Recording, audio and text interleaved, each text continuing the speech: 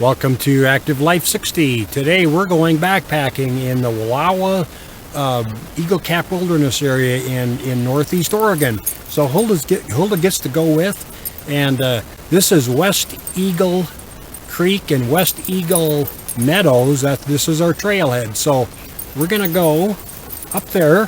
Hopefully we won't hit too much snow, but it's a beautiful. The sign says 5 miles, but we've been here before, so we know it's 7. So come join us.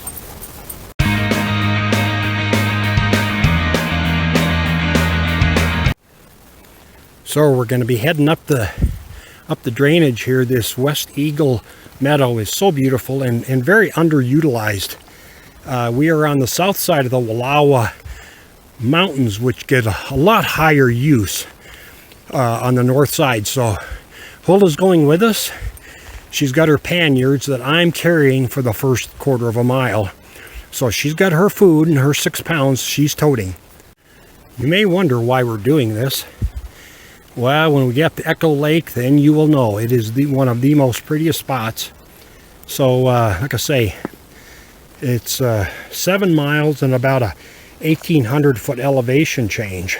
So we're in the heavy timber now, and then we'll break out and into more open country. But beautiful trip, and Teresa's leading the way. Walking along the big Douglas firs and so forth. We're still kind of along the river bottom, so it's a gentle uphill slope. But these big trees have wonderful shade, and because it is going to be warm today. So we're trudging along. We've got about 3 miles, 4 miles of this in the trees along the river bottom. And then we hit the switchbacks and we have to start climbing. So relish this wonderful wooded scenery when we've got it. And Hulda's got her panniers on. Stream crossings are always a challenge when there's no bridge. But we make do.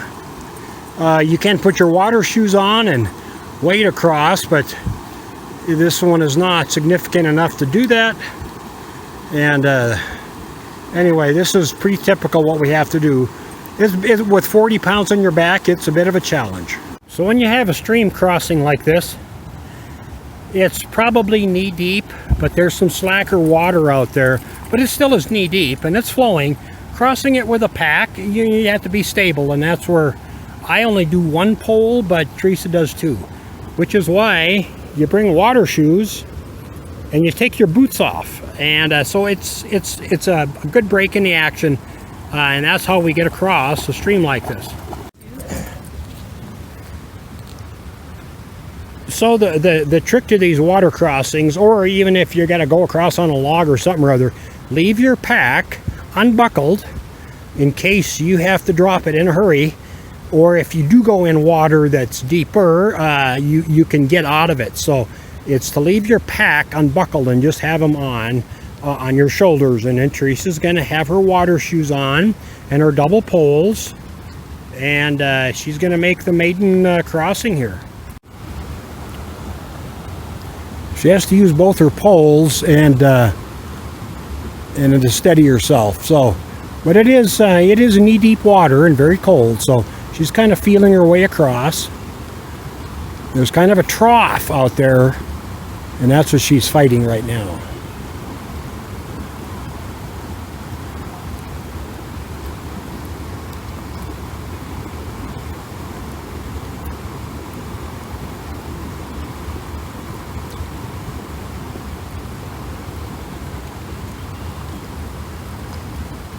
There, so she's over the trough.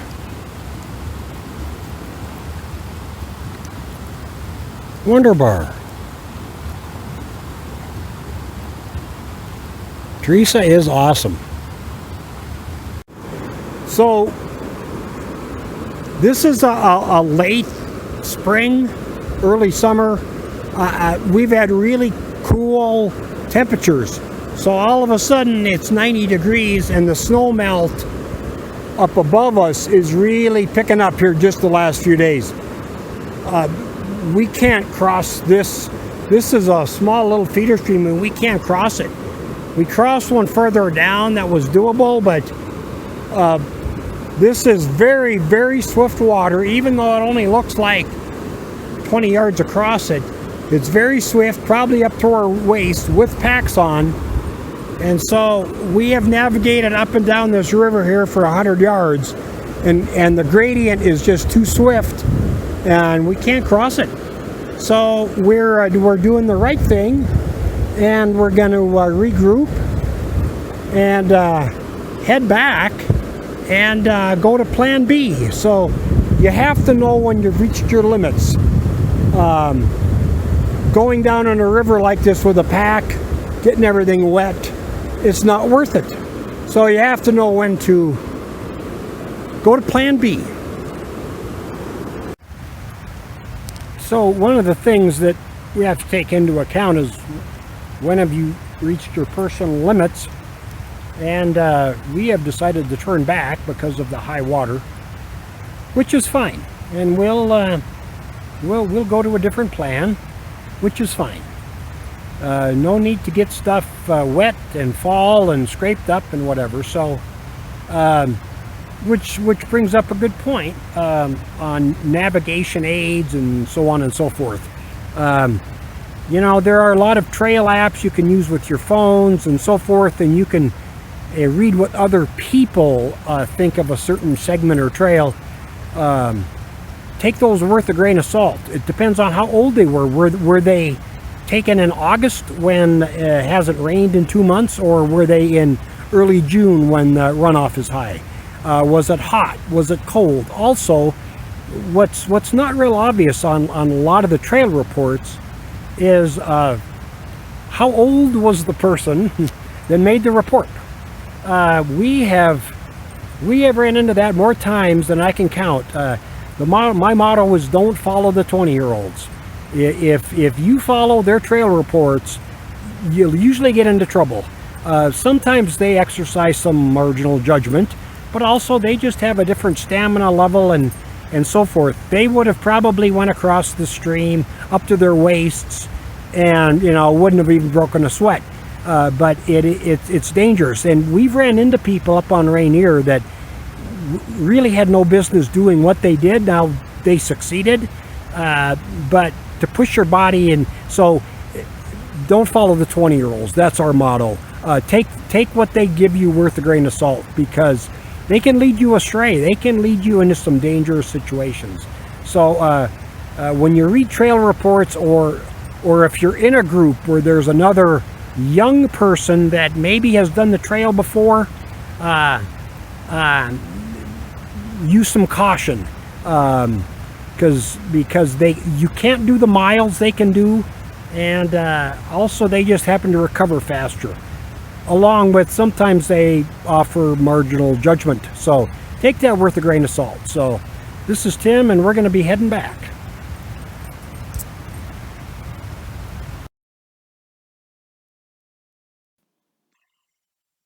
To show the difference from one year to the next, this is from 4 years ago.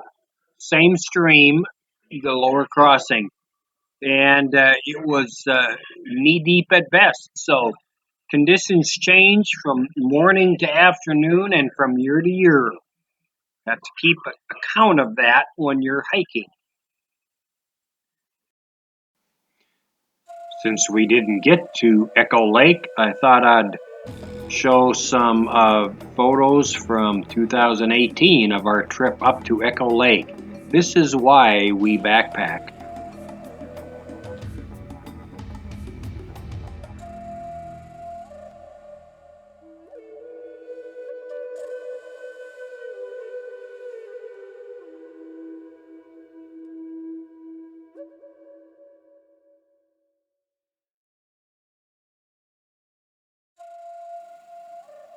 And also some photos of Mount Adams in Washington State and Mount Rainier. Enjoy. This is why we hike.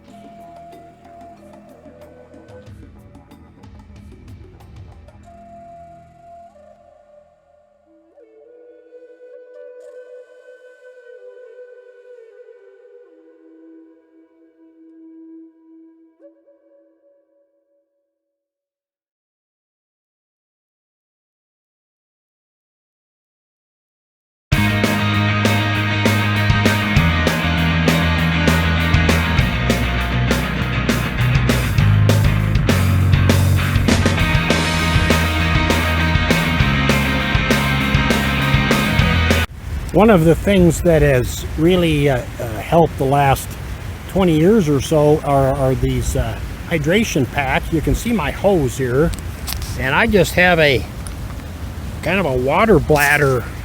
You can see it up on top there, and with a hose fitting. And so I always have water at my disposal, and it's very, very important. If you've got your water in a canteen that's on the side of your pack somewhere, a lot of times it takes a second person to get at that.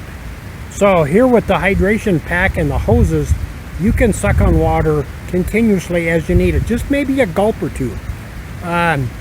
You know, in warmer weather, you're looking at probably up to a gallon a day. A lot of people don't do that, and hydration is a key factor in your body will run down and so on and so forth. So a lot of water. Survival instructor told me, drink water until you feel sloshy. When you kind of feel groggy and sloshy inside, then you're hydrated.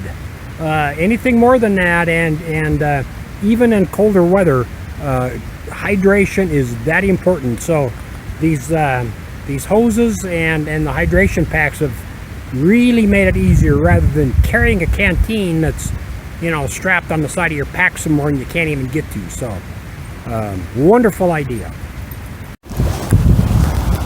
Not on yet, is it? Yes. Okay. So these MSRs, it's a fairly universal size thread, and then these Nalgene bottles, or my thing, will screw onto here. That way you don't have to hold on to the jar when you're pumping. So that's a fairly universal size. So and there's an old filter on here, but this will float, and then it takes a while to get the water flowing, but you can see here how it's filling up, and then it's forcing it down through the filter and into the bladder.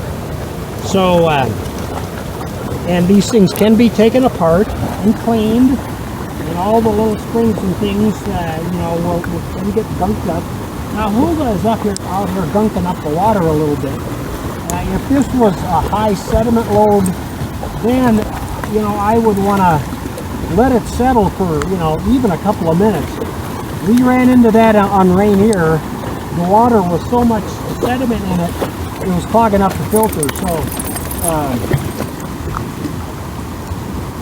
I have to top my bladder off, my canteen, and my pack off. So that's why this is a 1 quart Nalgene, and you know, it's something that just takes a while to do,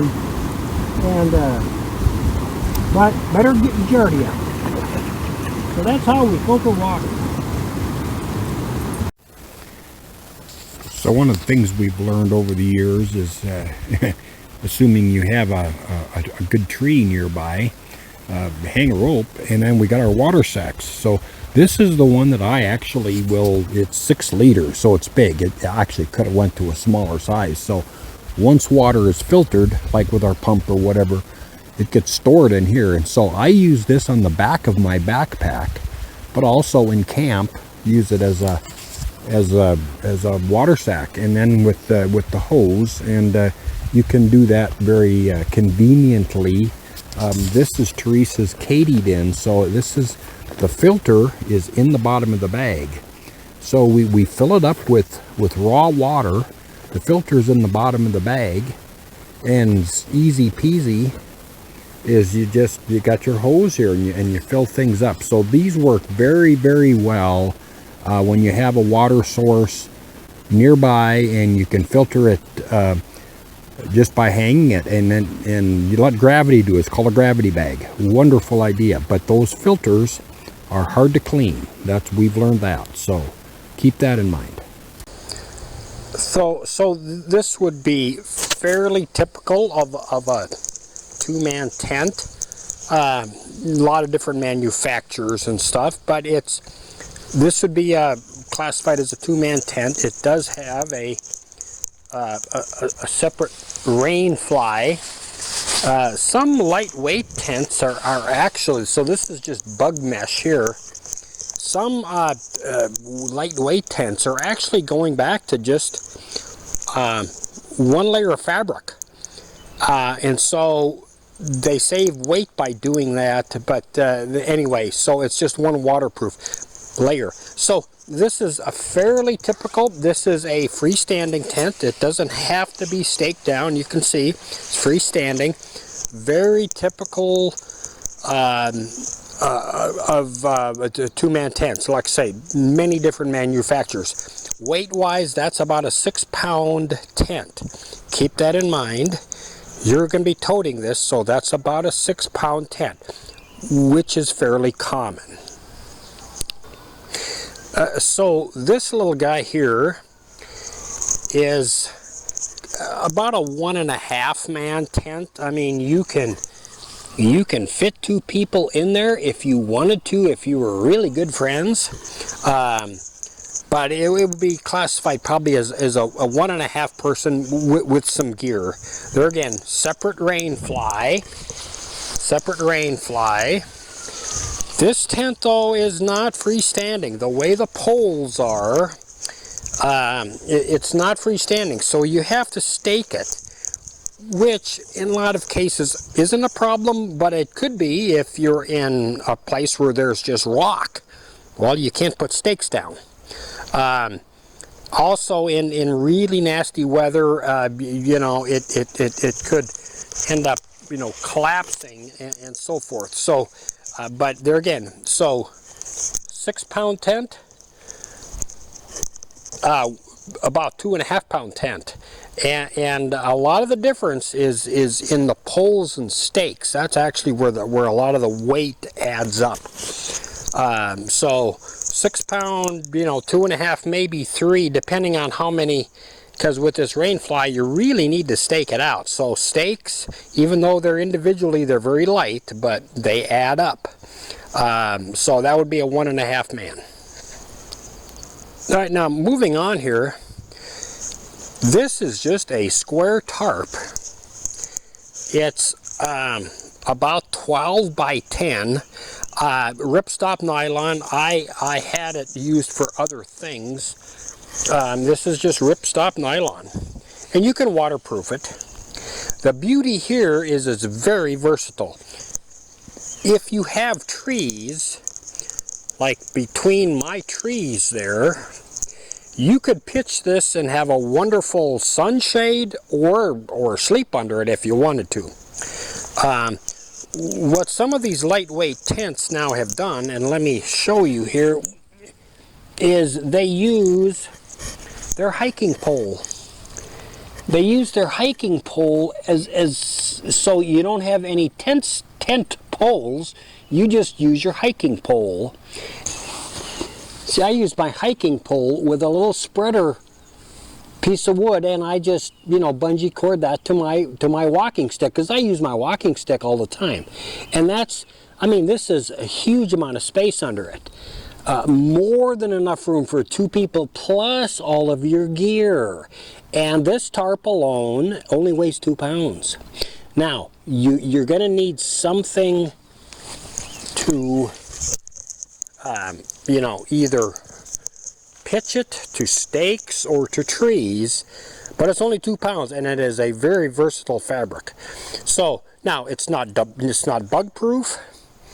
If you're in an area where there's a lot of bugs, gonna be a problem. At least in the other tents, you can zip them shut and get out of the bugs. You couldn't do that here, but if you're out west where bugs are not so much a problem, this is all you need. A lot of people are going to just the quote tarp tents. Hi, we're going to be working on setting up our tents today. Today we have our big Agnes tent that sleeps 2. I also have another tarp tent that weighs a lot less, so we kind of gauge how far we'll be hiking as to how heavy a tent we want to take with us. And I think it's important to also, if you have a new tent, or even if you have an old tent, make sure you set your tent up prior to going on your trip. You never know when you're going to have an elastic bust. I was on Rainier, my tent failed. I luckily was able to get it back together and complete my trip. So this is my Big Agnes tent. It weighs about 4 pounds 7 ounces with everything, with the with my what's this called, Tim? My footprint.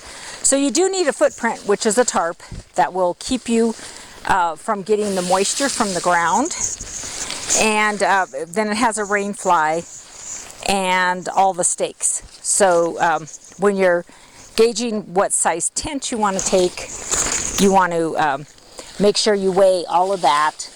And my other tent is about 2.5 pounds lighter than this tent. This tent's easier to set up, and it's also freestanding. In my opinion, this tent's a little bit more comfortable, but given its weight, if you're doing a 9 or 10 day trip, then you need to take that into consideration.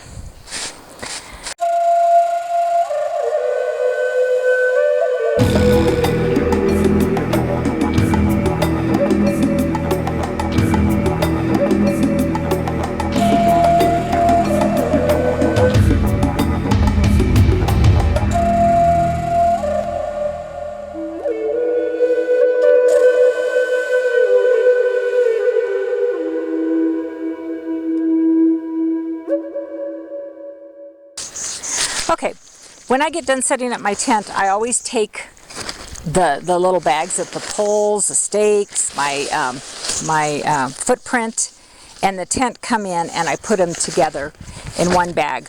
I also, when I'm getting ready, will put my sleeping bag and my little pillow bags in here, so then I'm not grappling and close the whole tent until tonight. Depending on the weather, if it's really nice, it's just beautiful to sleep with the under the stars. And again, this vestibule will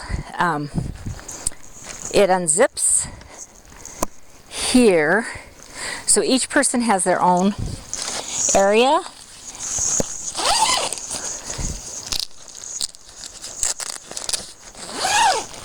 And just folds back.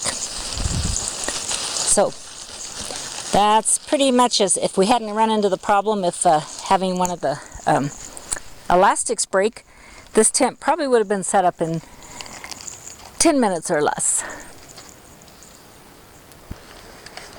Okay, sleeping pads or sleeping mattresses are just as important as your tent or your sleeping bag.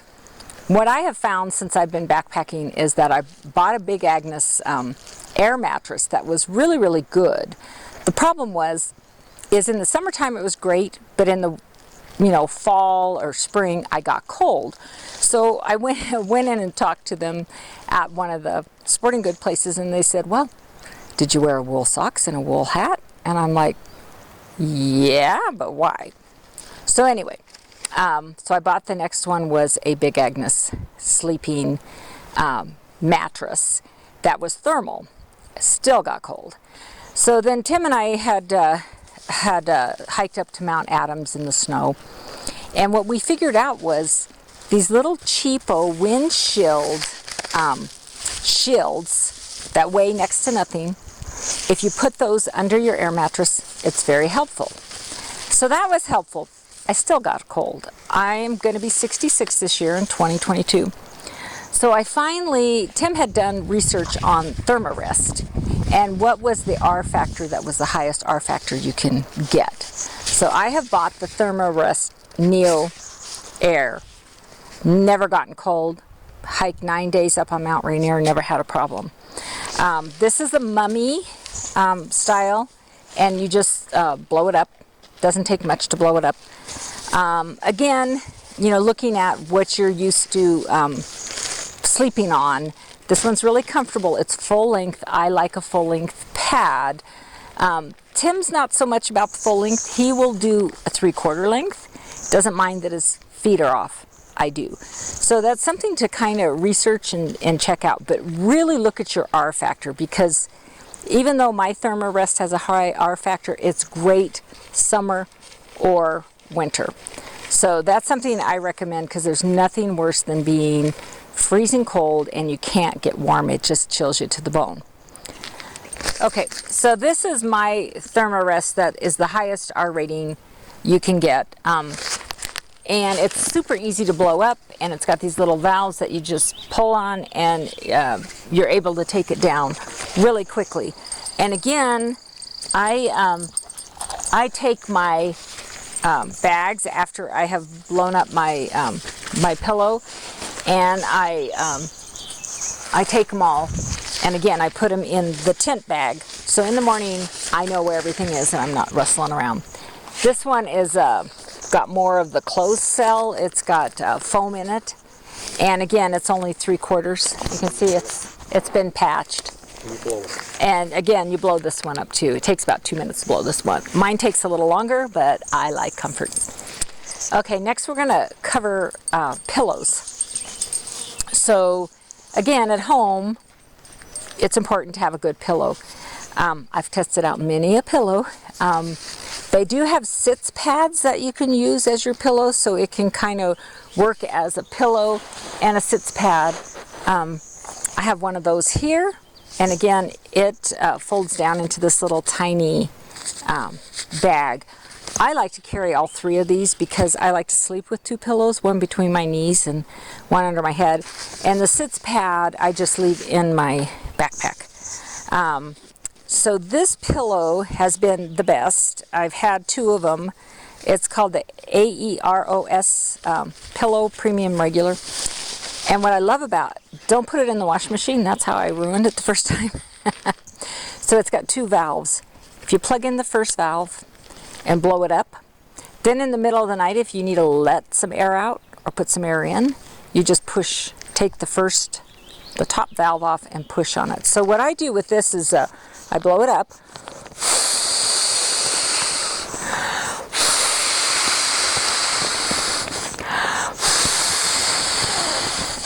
I tend to get it a little higher than I normally sleep with it.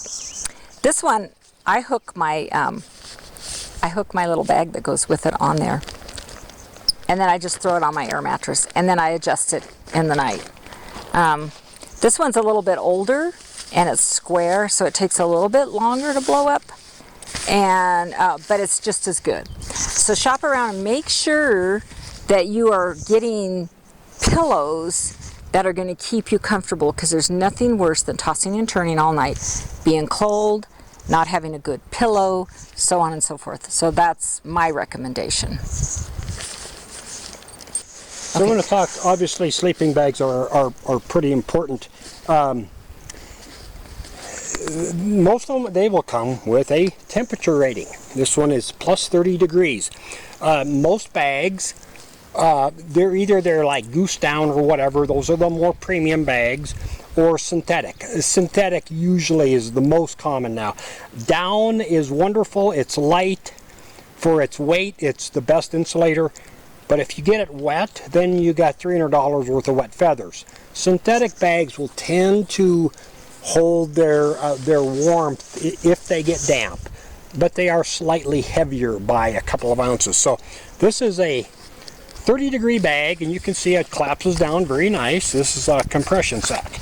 Now, Teresa explained the pads and how important they are. The coldest night I spent in a sleeping bag was in a minus 20-degree Arctic bag, and it was only maybe 35 degrees at night, but I was sleeping without a pad on the bare ground, and I froze to death in an Arctic sleeping bag. So that's how important the pads are. And Teresa has experience with the temperature rating on bags from the manufacturer. Yeah, so I have one bag, which is the Big Agnes. I'm a big fan of Big Agnes. And it's a sleeping bag that has a like an envelope or a sleeve on the back side, and you slide your sleeping pad into that. Okay, so the problem with that bag is in the summertime, that is the best bag ever. I love it because when you go to move, your sleeping pad moves with you. The problem is that they're counting on that air mattress or sleeping pad to be your insulation. And when it has no insulation, you will freeze your hiney off. So summer, heat, we're in 90-degree heat here right now, tonight. But tomorrow and the next day, it's going to be quite a bit colder. So, and again on Rainier, it was quite a bit colder. So I bought myself a down sleeping bag, and this is, I believe it's a Summit, and this is rated to minus something. It is, let's see, what is this rated? Minus 12.7. Well, so it says minus or 21 above to 9. Take those worth a grain of salt. Right. I will tell you, in this sleeping bag, I've never gotten cold, especially since I've gotten the Thermarest with the really high R factor. The other thing to look for in your sleeping bag is, do you want a mummy? Do you want a rectangular? And the weight. The weight's really important, because the heavier the bag, the Arctic bag that Tim has weighed like, what? 5 pounds. 5 pounds. So you're carrying a whole lot more. This bag doesn't weigh a lot. I love this bag because it has a zipper. And guess what's in there? Because my honey snores, which are my earmuffs. So if there's a whole lot of, or my earplugs. This bag, oh, it's a Marmot, and it's a women's Angel Fire. This bag has kept me warm in any kind of weather. I mean, I did not need wool socks. I did not need a wool hat. Again, it comes all the way back to your sleeping pad. So be careful about that. I do and love... whether or not you're camping in 70, 80 degree overnight temperatures, or down where it's, you know, maybe in the 30s at night. Big difference. Yeah, and tonight I will probably be... So on stoves and cooking apparatus, by far the lightest, easiest, and most convenient are the little canisters with the... This one is powered by butane. Some of them are propane. And you buy these little canisters. Of course, when they're empty, you got to pack them out.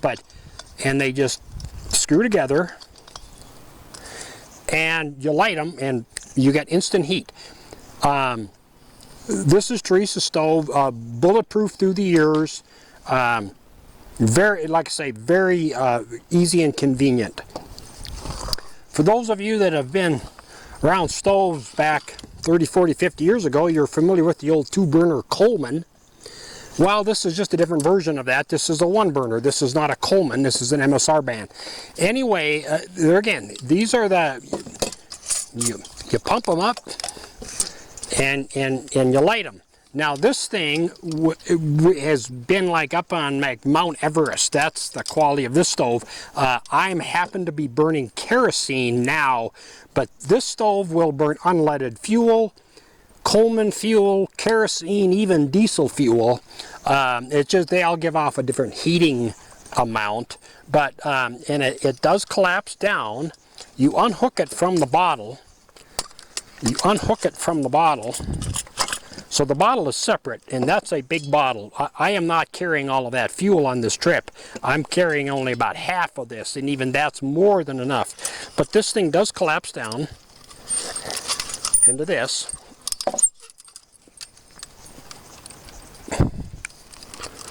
And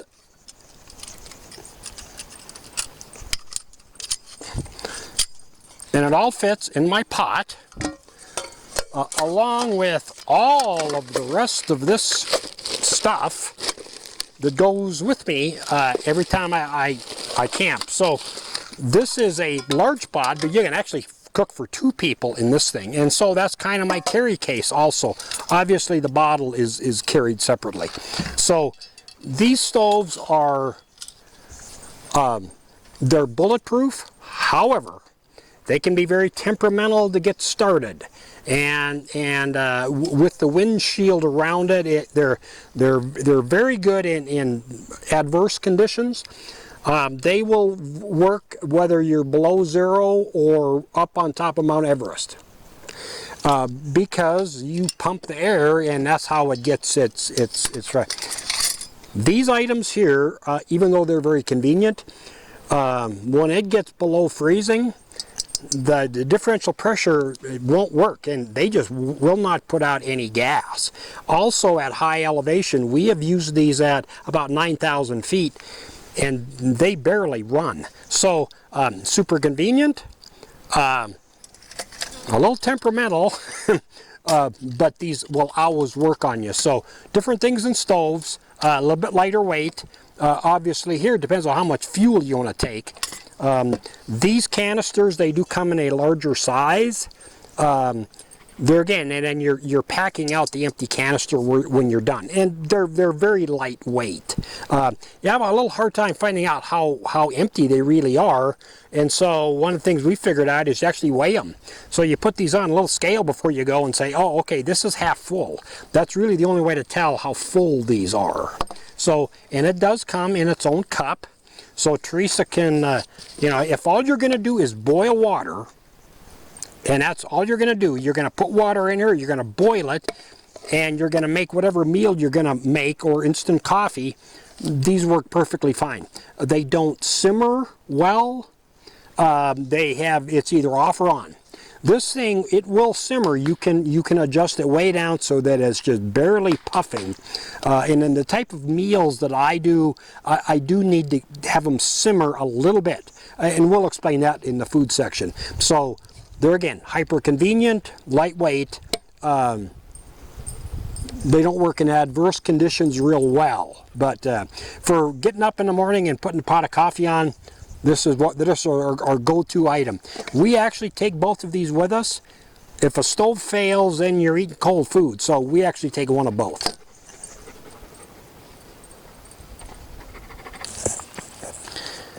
All right, I want to talk about water filters. I mean, even if you are in the most pristine country where man has never set foot, Giardia exists in water. Back in the old mountain man days, they called it beaver fever because it was the animals and stuff that were pooping and peeing in the mountain streams. And Giardia is not pleasant. I've never had it. I don't want it.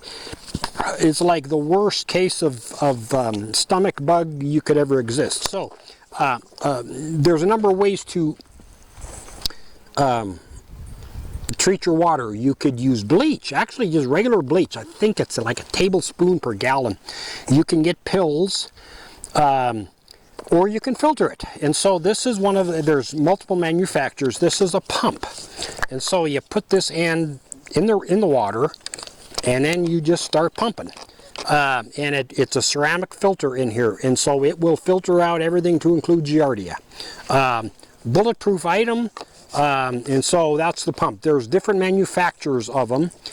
It's a little laborious sitting there pumping water, but that's what you guarantee. So I always started to bring a large water sack, and that's what this is. I don't fill this full, but what you can do with this is actually, I have a hose on it, and so I put this on the back of my pack, and this is my water bladder. So I will then put this over my shoulder, and this is what I suck on all day, is out of this water sack. You can also hang this in the tree when you're in camp with all your water in it, so that you're not having little canteens around. So that's kind of what you do with your water. However, there is a really convenient model, and this is Teresa's, we call it the gravity bag, and it actually is just a grab bag. You know, you open up the top and you fill it up with water out of some stream or whatever. The filter is right in here.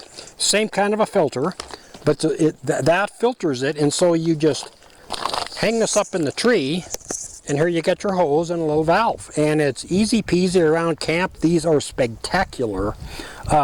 When you're on a trail and just need to refill a canteen, they're a little bit clumsy, but they work. One of the things, though, we learned is cleaning the filter. We were up in Boundary Waters in Minnesota, and we were in it was a river that was a lot of beaver dams and things like that. And what we did was, to fill up our things, we used her gravity bag, filled it up, and filtered our water in it. That one outing totally clogged up her filter. All of the little things that were in that water that day totally filled up. The filter was so clogged, water would not run out of it. My unit here has got a ceramic filter in it. And what you do is you take a simple little green scratchy pad. So you're alongside there, and you can tell when it gets, it won't push water through. And all you do, this is a ceramic filter, is you take your scratchy pad and you clean it up. There have been times we were on a glacier-fed river that was gray. It wasn't even clear. It was gray water, and I had to clean it on every quart of water that I pumped. It was that bad. However, with a cleanable filter, I could do that. With her gravity filter, just because this is a different brand and different style of filter, it's impossible to clean them. There are people that have hooked a syringe and back flushed them. We're going to experiment with that. But this type of filter is just next to impossible to clean, so you'd have to take extras with you. Hence the reason why we bring both, and we use this in camp if it's clean water. If it's a little murky, then we'll use the pump filter and use one of both. Because if you don't have a filter, you're either going to have to boil water and all of your fuel is gone. So you need to have something to filter your water. I want to talk briefly about clothing. We're only going to go for 3 days, 2.5 days, 2 nights.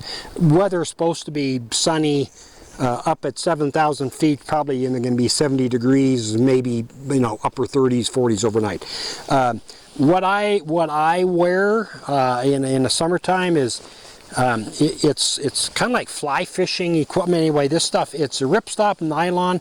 It dries really quick, and the legs, all of my pants have this zipper, and you can zip the lower leg off and then make a pair of shorts out of it if you desire. So I have a number of pairs of these, and they all work very well, and they have hip or thigh pockets also. So and the shirt is even thinner than that. There again, it's kind of a ripstop nylon, and it dries really quick if you get them wet.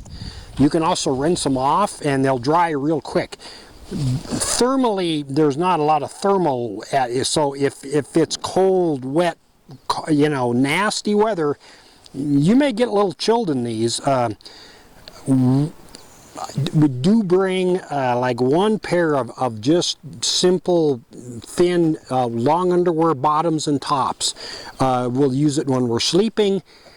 But if the weather does turn, we can put a layer underneath it. Like in the mornings, it'll sometimes be a little chilly. Now, once you get hiking, your body will warm up. But in the mornings and at night, sometimes having a little extra thermal protection is nice.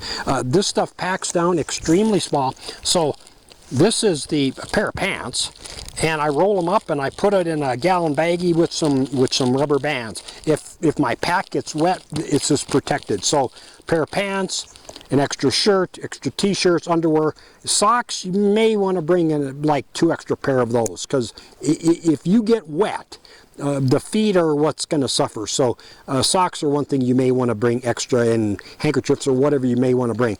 You don't want to bring too much. I mean, you're going to be toting it. So you can bring the kitchen sink if you so desire, but you're going to be toting it. And also space. You got to have space in your pack. So wrapping it up like this, usually it will work out fine. And we've been on the trail for a week to 9 days with maybe 1 change of clothes, and then we can rinse it off. If it's cold weather, though, then you're going to have extra gear with.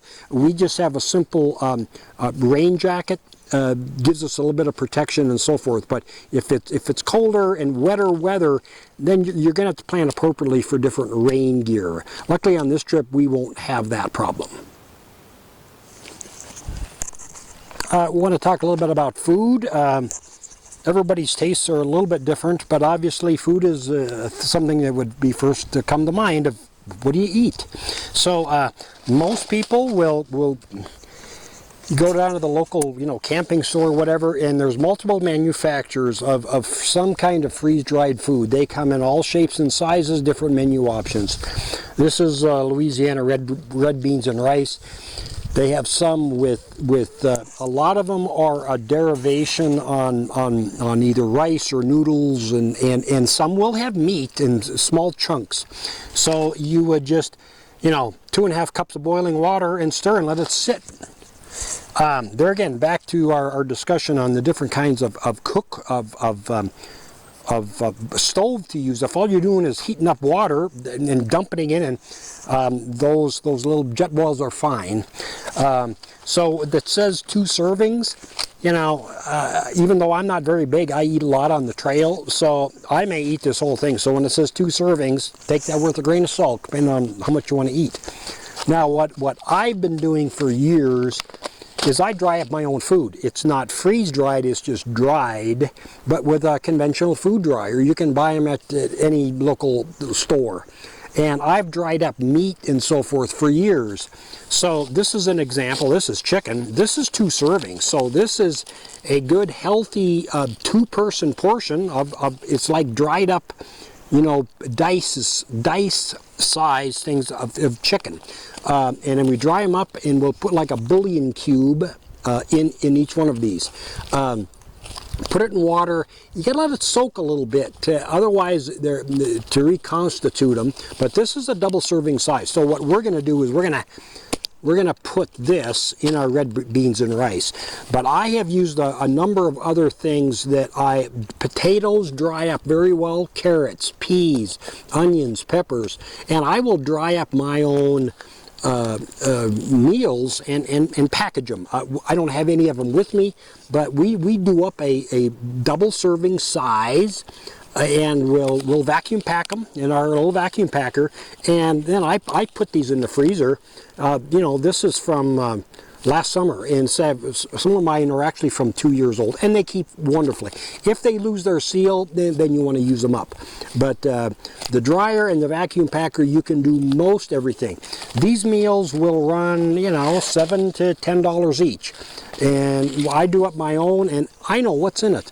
All there is in here is dried meat in a bouillon cube, and in our other entrees, which we have, either it's rice or potatoes and peas and carrots and so forth, and we've got those measured out into appropriate serving sizes. My meals are a little bit heavier. These are very light. They're a little bit heavier, but if you're toting food for 7 days, it does add up, but this is the way to go, and we've had a lot of success with it, and we know what's in them. As far as breakfast goes, simple oatmeal packs work fine. You probably want to use 2 per breakfast, and those are fine. There's all their multi-grain cereals, a lot of different varieties of those to use along with some instant coffee, for example. I've been experimenting with a lot of different things. My latest is I took egg noodles, just simple big egg noodles, and put some little dried jerky bits in here, and I'll put boiling water in this and let it reconstitute, and that's my breakfast. So it's very easy and quick, and you're getting protein, which is what you need. I highly recommend protein-based foods. If you're going to live on candy bars, okay, you'll get that sugar high for 5 minutes, and then you're going to crash. So you need protein. Now, as far as snacks go, there's any number of different things. You can use granola. Tends to be a little heavy. Granola is a heavy item with all those nuts. I dry up there again with my own food dryer and pears. These are Camise pears. They're kind of a unique pear. Hard time finding them in the stores. A friend of mine gets them at the orchard, so they have a high sugar content.